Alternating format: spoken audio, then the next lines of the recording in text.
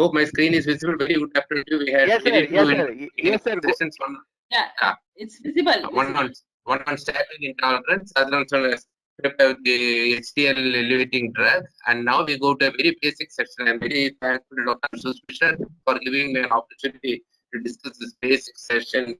Are we safe to consume cholesterol-rich food for our lunch? So let us see how we go forward from the basics on cholesterol metabolism.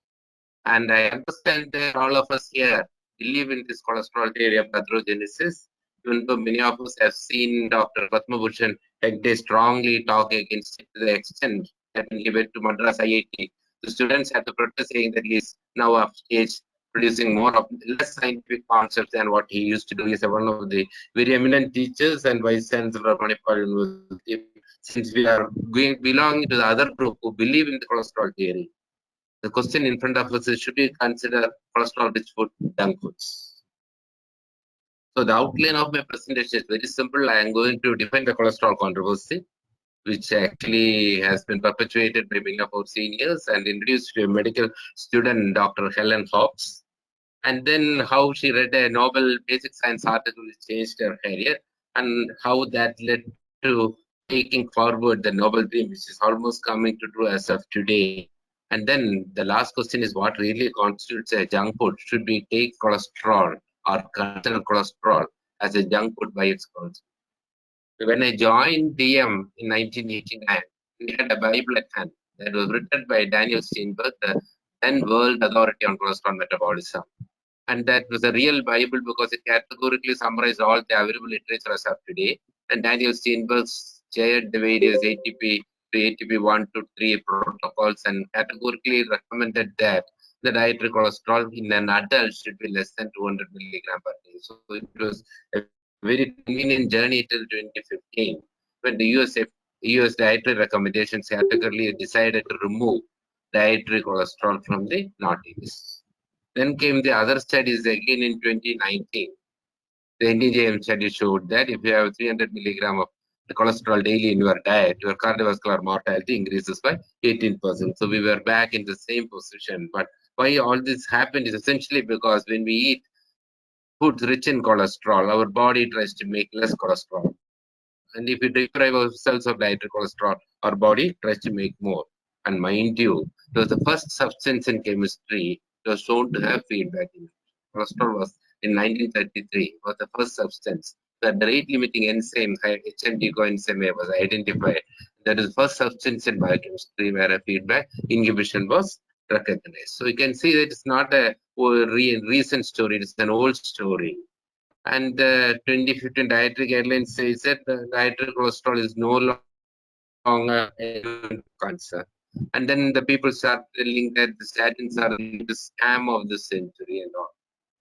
And in the same year, the FDA approved one of the interesting molecules, the PCSK9 antibodies for treatment of hypercholesterolemia. So there is a lot of paradoxical issues in basic science. So we need to know what is this mechanism of this feedback inhibition and what is this PCSK9 to go forward in our day-to-day practice. The feedback inhibition of cholesterol synthesis essentially is inhibiting the HMG coenzyme enzyme.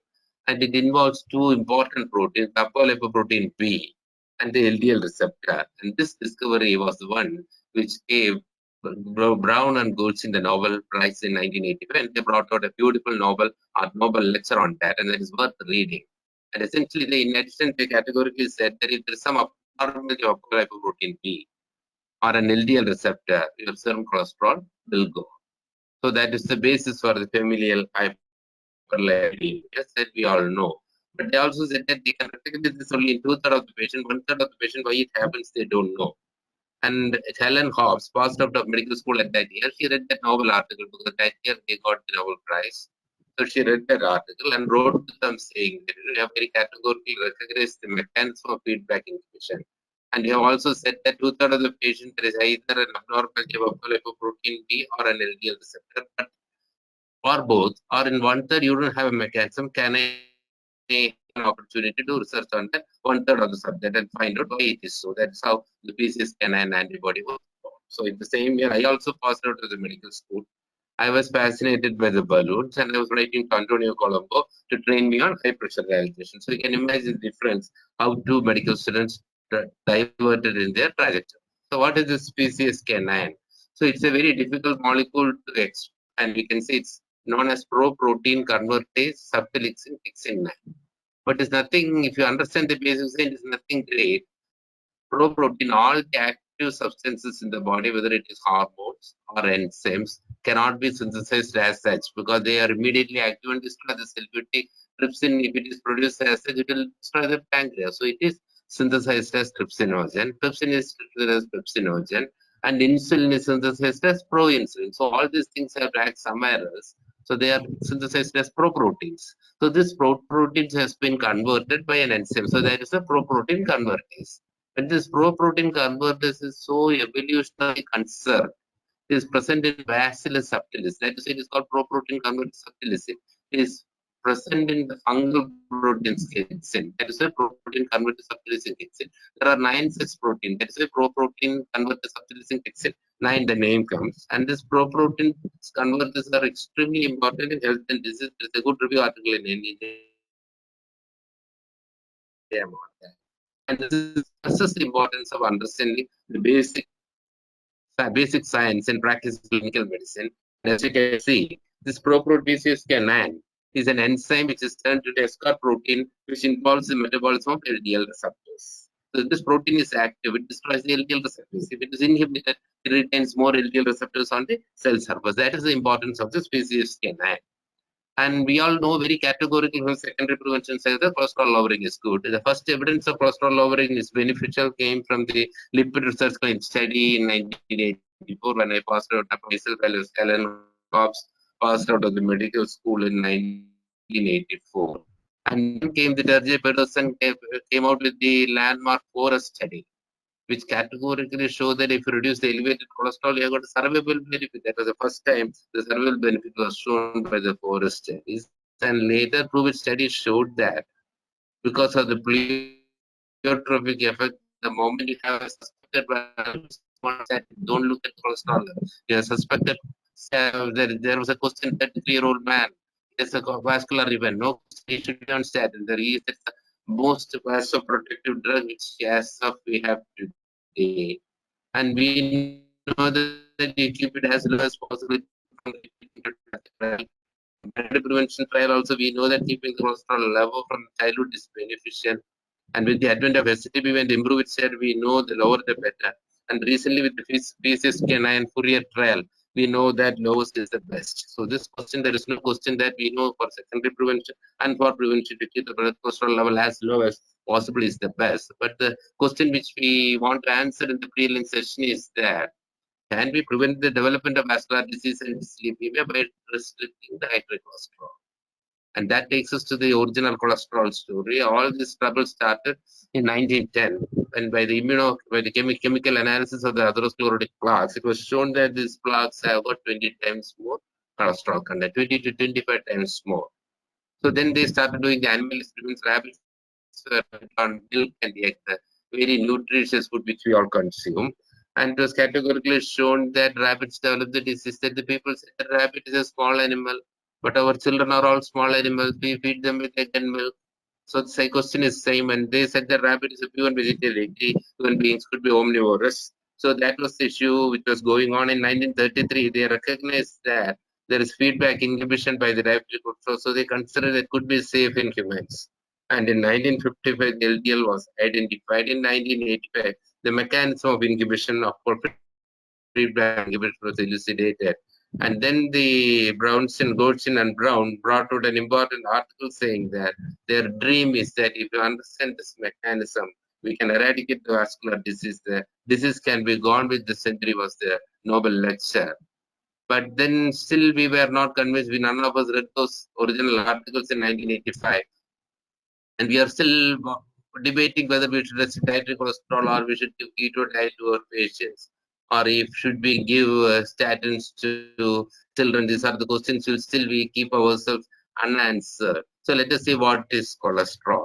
And my eminent biochemistry teacher, a marvelous mentor, taught biochemistry like that. He told when he took the cholesterol metabolism in our class, he said that cholesterol is one of the brilliantly engineered molecule in nature next to DNA.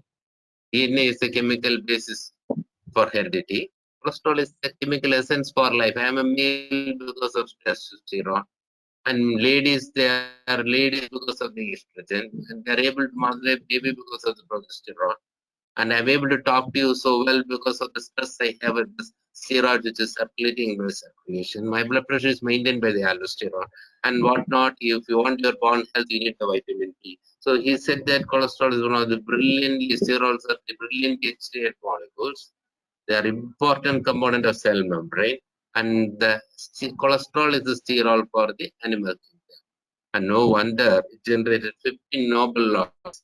And in the Nobel lecture, Bronstein and Brown categorically said that this cholesterol is a Janus-based molecule. Janus, January, it is that January faces the previous year and looks forward to the new year. So it's a double-faced molecule. So it's a Janus-based molecule. It's an extremely important component of the cell membrane, but outside the cell membrane, it is toxic. So that is the most important message you should take. And the most important characteristic of cholesterol is absolute insolubility in water.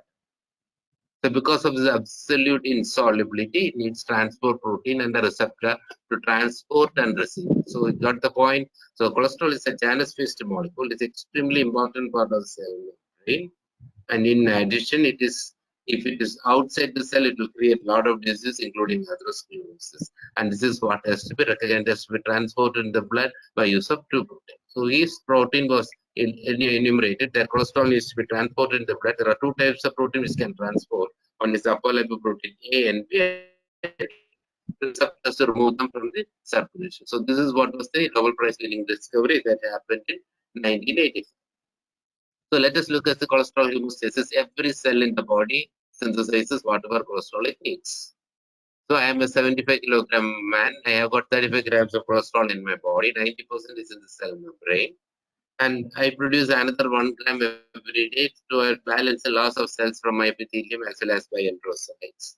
And in addition, a small percentage I lose as the pure cholesterol and bile salts. There is a very specific mechanism in the intestine which is called the transintestinal cholesterol excretion. This is what happens, but whatever excess cholesterol is in the cell has to be transported to the liver and intestine. How is it achieved? Is by what we call as the reverse cholesterol transport. That is where the apolipoprotein A comes. So the extra cholesterol in the tissue as well as the macrophages is transported by apolipoprotein A as the HDL cholesterol. It comes and binds to the liver, and there it is converted into cholesterol and bile acids and secreted in the bile. So far, so good. But once this cholesterol and bile salts reach the intestine is little upset. The body has struggled to synthesize cholesterol. Why should it lose it? So it produced a new receptor called the pneumatic type CL1 receptor, which helps you to reabsorb enterohepatic circulation of cholesterol and bile salts. But this also gives an advantage to the biochemical system because it produces micelles. It helps you to emulsify fat. It helps you to absorb triglycerides. So the intestinal is rich in intestinal cells are rich in triglyceride, rich in cholesterol.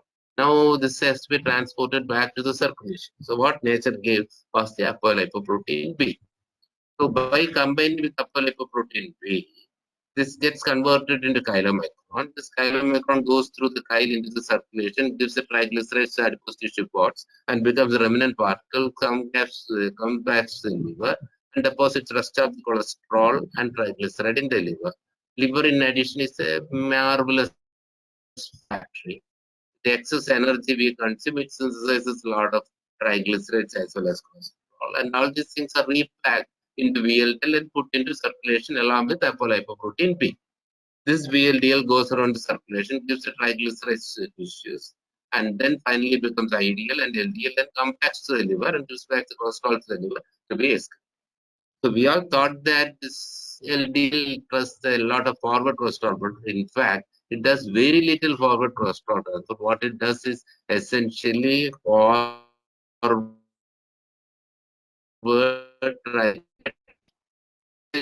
by the radionuclide studies. They looked radionuclide tagging receptors were done. It was seen that adrenal has the maximum amount of LDL receptors, followed by liver, and then the colon. And if you look at the size of adrenal and liver, adrenal is a 25-gram organ, liver is a 1,200-gram organ, and you can see that 90% of the circulating LDL is removed by the liver. So essentially, even though we were thinking or discussing that LDL does the forward cholesterol transport, it is only 10% of the forward cholesterol transport. It does the maximum forward triglyceride transport. So what is the level of LDL in the tissues is very little. The LDL receptors are saturated with 0.32 millimoles per liter of blood LDL level. That is, a blood LDL of 12.5 milligram is adequate to saturate existing LDL receptors in the human body. And a blood level more than 20 milligram is not physiological. So we need only less than 20 milligram per deciliter for a physiological function. And unfortunately, we considered the biochemical limit as 200 milligram and suffered all the vascular diseases. So let us look at the blood level of HDL at birth is 25 milligram per deciliter. LDL is around 45 milligram per deciliter. That is what the brain and the entire baby goes first. As soon as the liver takes over the feeding function, enteron takes over the feeding function, the intestine has to transport the triglycerides, the liver has to transport the triglycerides, the LDL starts increasing slowly, becomes 100, 150 and 200 milligram per deciliter. As you can see, the increasing LDL level essentially denotes switchover from the placental or parenteral in utero nutrition to enteral and hepatic mediated nutrition. That is the most important thing which we need to understand in the basic function of the LDL. So a normal LDL ratio, normal LDL level for all physiological functions is less than 20 milligram per deciliter. And elevation of LDL essentially shows that you are feeding your body by the enteron and the liver. And LDL by HDL ratio is suggestive of more than 3 such of intense enteral nutrition. There is adequate sufficiency of your enteral fluids. And LDL half-life decides or atherogenic lifespan. We always thought that the LDL level is not that. Is LDL half-life is decides our atherogenic lifespan. And no wonder when statins was discovered by Ento Akiro, it's an inhibitor of the HNG coenzyme. It transiently lowers the intracellular cholesterol levels in the liver. And naturally, the liver upgrades LDL receptors and reduces the blood cholesterol. So this is an important step which we need to understand.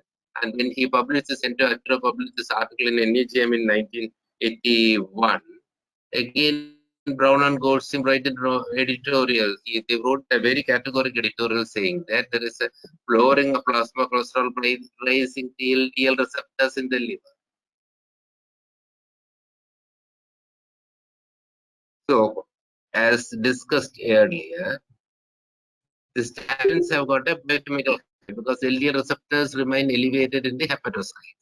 That is why once a day or a twice a day or a once a week statin still works because it acts by its biological action is by increasing the LDL receptor. And this editorial was published in 1981. Many of us didn't read. That is the possible problem for us. And you can see that if you take dietary cholesterol, up to then 50% of the dietary cholesterol can be absorbed. And once it is absorbed, it will go into the HMG coenzyme. But already the hepatocyte is rich in cholesterol, so the LDL receptor also will get downgraded. That's the problem of having dietary cholesterol. This downgrades the LDL receptor and increases. So this concept has to be recognized how the dietary cholesterol inhibits the HMG coenzyme. And we all categorically know we have now got data from 160 nations regarding the blood cholesterol level and cardiovascular mortality. Ansel case categorically shows that if your cholesterol level increased from 200 to 240 milligram per deciliter, your chance of dying due to heart attack increases 10 to 14 times. But there are countries where the cholesterol is only 150 to 180 milligram. But your chance of dying due to atherosclerotic vascular disease is high because we use a lot of tobacco, we keep our blood pressure high, they have got a lot of inflammatory reasons, the metabolic reasons, the metabolic syndrome, diabetes, the prothrombotic effect, which keeps our chance of dying much, much higher. So the earliest study in 1985 showed that if you oxidize the cholesterol into ghee and consume as ghee sweets, cannot be utilized for the normal cholesterol metabolism in the body. It can only get deposited in the food cells. It leads only to atherosclerosis. So no question oxidized cholesterol is not a good food, and we need to ban ghee and ghee products as such. And secondly, you can see the importance of blood pressure. The human exam coagulation of aorta. Your blood, the circulating blood has the same lipid profile, but beneath the coagulation, the blood pressure is low. The blood vessel is clean. Above the coagulation, as you can see, there is intense atherosclerosis because the blood pressure is high. Above the narrowing, the blood pressure is high. So this is the importance of blood pressure and the thrombotic group. So as such, as you can see, there are two cholesterol pools in the body. The physiologic cellular pool, which is important for the cell membrane, and cholesterol in transit, mediated by the good cholesterol, as it was shown, the sense of increases with HDL level, which facilitates the cholesterol excretion. The transfer from the prophagus to the feces was beautifully illustrated by the previous speaker. And you can see that there is a bad cholesterol represented by the LDL cholesterol, which can get deposited in the tissues, provided the blood pressure, there is more inflammation from. So then there is clear mechanistic evidence, as you can see. If the liver has got adequate LDL receptors, it removes 90% of the circulating LDL. The peripheral tissues has to remove 10% of the you can see, and the blood vessel is clean. Anything else? You want me to stop? Can I continue? Okay, I'll continue. As you can see, the liver has 90% of circulation, 90% of LDL is removed by the liver with adequate receptors. ApoB level remains below 80, your blood vessel is clearly clean. But once the LDL receptor below 80, it gets deposited in the blood vessels and the atherosclerosis. And if you don't have any LDL receptor, you had it, you get intense atherosclerosis. And this is brilliantly exhibited by the disease what you call as the familial hyperlipidemia. We have got adequate receptors in the liver, HDL receptors, where blood cholesterol is only 150 milligram per deciliter as an adult. The chance of having coronary artery disease starts only at the age of 65 or 70. But we have got an autosomal dominant disorder, where blood receptor, LDL receptors comes down by half. Your blood cholesterol level doubles. The LDL receptor becomes 300 milligram per deciliter. You start developing vascular disease by 30, 35 years of age. Go to the autosomal recessive variety, as you can see by the baby. There are no LDL receptors. The circulating LDL level is high. The HMG coenzyme is uninhibited, produces a lot of LDL particles, and you had it by the age of 10 years, you got coronary artery disease and everything. So we know what causes this LDL receptor abnormality, like protein abnormality. Now we identified the PCSK9 and the Epidemic adapter protein, and one more protein has been recently identified responsible for the familial hyperlipidemia, of our population. So similarly, there are other diseases by which your blood cholesterol level is low because your LDL receptors are upgraded. There are at least 6 mutations have been identified, starting from PCSK9 mutation, and you can see that it happens 2% of the population because it gives you survivable benefit. They have a normal lifespan. They have got 8 times less chance of developing atherosclerosis and stroke. What a beauty! You can see the nature itself has done the experiment. The blood level is low. They live to 110 and 120 years. They are engineers. They are doctors. There are no issues with. So recently, the European Society of they looked at it whether it fulfills the Pratt fulfills criteria like the Koch's fast did. They looked at the evidences and they concluded that the evidence is very consistent, but it is highly specific. And you can see that we have got enough and more evidence to say that keeping LDL as low as possible is better for your vascular health. It's not only from the secondary prevention trials, but also from the primary prevention trials. The lowest is the best. So similarly, the Glasgow study using PCSK9 categorically shows that there is progression of atherosclerosis possible.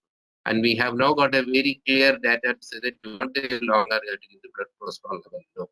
And this is a teleological evidence. There are animals which has got a very high rapid role of LDL. Their blood level is only 20 milligram per deciliter. Their statins have no action. You give cholesterol, nothing happens. And there are the other extreme where the LDL circulation is very low. As human beings, baboon and other animal sheep, where you give cholesterol, they go into atherosclerosis. So this is an extremely important aspect, as you can see. When Anto Akiro discovered statins, he first tried it in dog. It's got a high LDL metabolism. It's a cholesterol eater. His circulating cholesterol level is low, and he did not have any benefit. He thought that this drug has no longer no benefit. He thought that he should not continue the drug.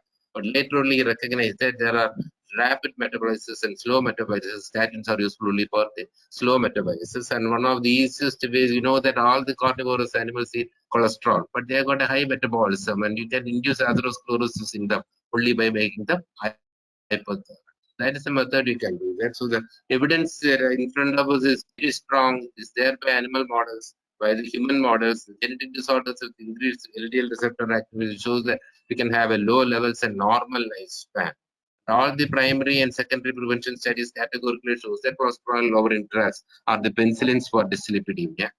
And therapeutic trial in familial hyperlipidemia categorically show that if you can keep the cholesterol level low in these children, they have normal lifespan. So now the FDA has approved use of statins in children from the age of 10 years, and European Society has approved it from the age of 6 years. And many of us who treat children with Kawasaki disease start statins in children as early as 1 year. So they got cholesterol lowering from younger age is beneficial, and lifetime exposure is what decides atherogenic lifespan. So is there any evidence to say that public health strategy to reduce dietary cholesterol has it benefited? One of the commonest cholesterol-rich foods we take is the butter.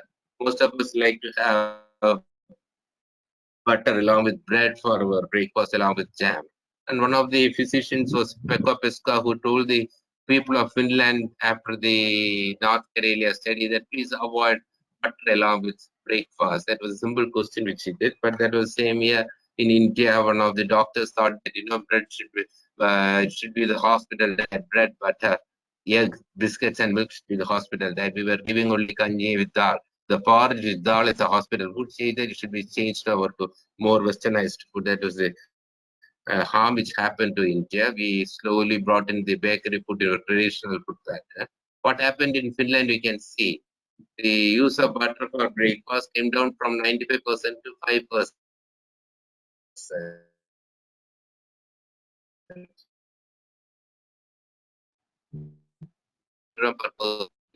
And you can see the blood cholesterol level steadily came down. As a result, the stroke and heart attack came down by 80%.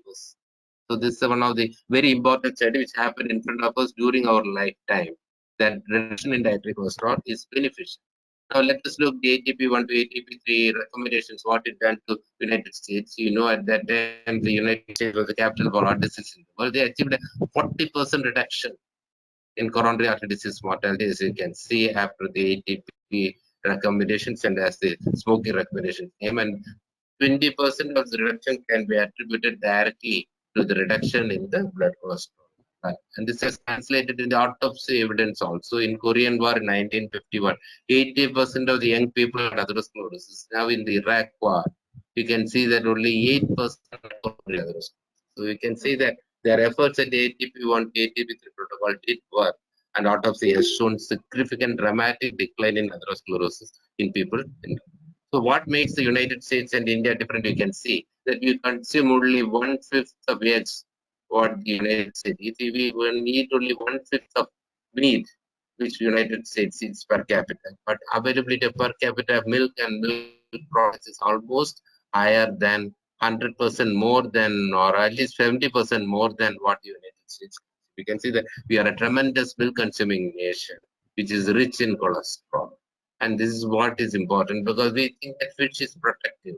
There are at least two societies which I know. One is the Kerala Society, the West Bengal Society, as well as the Maldivians and Lakshadweep, which consume a lot of fish, the ketogenic diet in their food. You can see the ketogenic food consumed by the Maldivians. They consume about 18 the 190 kilogram of fish per year per person. That means it comes to 0.5 kilograms per person per day. You can see the intense vascular calcification they develop because of the item, because they destroy the beneficial effect of fish by frying it and mixing it with salt. So you can have what is called the contaminated non-vegetarians can destroy the beneficial effect by mixing it with unhealthy food like frying it and then adding salt. This is what happens in the morning. So if you look at the Randall cycle, we can synthesize our own cholesterol from glucose as well as the proteins which we synthesize, which converts it into acetate. You don't have to take cholesterol as such in your blood because you've got an excellent biochemical mechanism in our body. And if you look at the ruminants, they eat only grass and hay. The cow and the goat, they eat only grass and hay. What happens is that the bacteria convert the cellulose into ketones. This ketone enter their circulation and perfuse the brain for their nutrient. But then the problem is ketones are highly acidic. Your blood level has to be only 0.1 to 0.3 nanomoles per liter. That's where they couldn't grow their brain and they could not become intelligent. The nature recognized that there is a neutral, non-acidic substance that is available, that is glucose, which can be maintained a blood level of 3 to 7 nanomoles. Can give immediate energy to the brain. That left to our encapsulation and our intelligence. It does not produce any pH channel, it only produces a osmotic. If it increases, it produces the glycosylation proteins. And soon nature recognizes that that glycosylation can also be overcome. And glucose can be used as an aviation fuel. That is what the birds, the blood sugar level 260 milligram per deciliter, because they have got certain enzymes which prevent glycoxylation. So we can see that how nature evolves energy source from ketones to glucose to aviation fuel.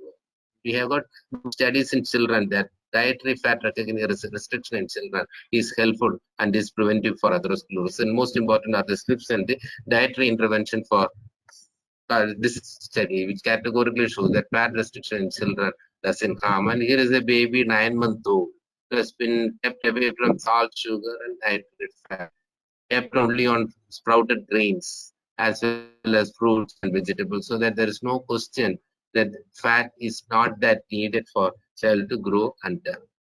So we can see that from the teleological studies as well as studies, all cells in the body, whether you are a dog, whether you're a chimpanzee or a human being, your cell produces about 15 milligram per day of cholesterol. But depending on the LDL metabolism, your blood level is decided. As you can see from the dog's rat, you can see that as the LDL metabolism comes down, your blood level goes. So knowing that, now we have got PCSK9 antibodies can be injected twice a month, can give the LDL level low. And now the inclisiran has come in, you have to go inject once or twice a year only. It's something like a vaccination for atherosclerosis can be achieved. You can keep your blood cholesterol level. So you can see that if you want to prevent atherosclerosis, child disease of childhood, it's an in utero disease. Keep it down, you have to start lowering the cholesterol level from childhood. And this is what Helen Hobbs actively, who is the person behind the PCSK9 discovery, she categorically argues that if you want to prevent atherosclerosis, start early. Keep the dietary intervention, start from there. The reason behind is very simple. The atherogenic dyslipidemia is common to the entire body. Only 5% of it goes through the coronary circulation. 100% goes through the pulmonary circulation. But the pulmonary circulation, the blood pressure is low, whereas coronary circulation, the blood pressure is high. So the blood pressure also matters. The amount of substance that flows also more. If the amount, even though is 100%, nothing happens in the pulmonary circulation. But the worst happens in the coronary circulation with the 5% of the dyslipidemia flowing. So we need to keep it low from child. Next is American Associate Cardiology President. He categorically argues that there are only two types of doctors. Kim Allen Williams argues that one who has understood the basics so that he has to become a vegan, he has to keep away from cholesterol-rich food. And others who has not understood it, who continue to eat the cholesterol. Then came the Roger Davis, who delivered the 2000 George Lyman Memorial Lecture, who categorically argued that atherosclerosis is a liver disease of the heart. Myocardium is a longevity muscle, and it is a LDL which is synthesized by the liver, which is harming the heart. And it is the LDL receptor which is again in the liver, which is to remove the LDL, which is responsible for the disease. So there is LDL is the inverse longevity molecule, and LDL receptor is a longevity receptor. So that is why the abdominal obesity is so harmful. When you have got a lot of fat in the abdomen, the triglyceride directly reaches the liver and it gets converted into LDL. And that is the trouble which have. So if you eat like a glutton and you sleep like a python, what happens? It can go to nowhere else. It can get deposited only in the momentum. And that results in an atherogenic death. So if you had your breakfast, you share your lunch, and from you're in particular to have the dinner, give it to somebody whom you do. We have no, this is how this happened because atherosclerosis by and large is a disease mediated by the liver. It's a disease of the liver occurring in the. So answering the common for this dietary cholesterol is better avoided. It definitely constitutes junk food. The LDL-C ratio could be maintained below 2 if you have a normal physiological healthy blood vessels. And being physically active and consuming carbohydrate cereals could be the optimal way forward. And statins, as far as today, is a safe keto diet cannot be recommended. And if you look at what is the definition of junk food, it happened with the proceeding which happened in 1972, which category looked at the natural atherosclerosis. You can see that. And that time itself, people argued that you have to, if you want to avoid atherosclerosis, you have to keep your blood pressure low. You have to avoid smoking. You have to keep the cholesterol level below 100 milligram as early as child. So this was the original paper in 1970. And that time Jacobson came up with the concept that there are substances which your body is not programmed to take. The nature never expected our biochemical system to extract salt from the sea and use it, or extract sugar from the sugar cane to use it, or extract oil from the oil seeds and use it. And naturally, the excess cholesterol is something which body cannot tolerate. And naturally, it also fits into the definition of a junk. If you look at the speedometer, you can see that every 8 seconds, somewhere else somebody dies because of a tobacco-related disease. The glucose-mediated disease is much worse. Every 6 seconds, somebody dies because of a glucose-mediated disease. And in addition to people become diabetic every 6 seconds. And in utero abnormality of mother becoming diabetes. In 4 pregnancies in India, the mother is dysglycemic.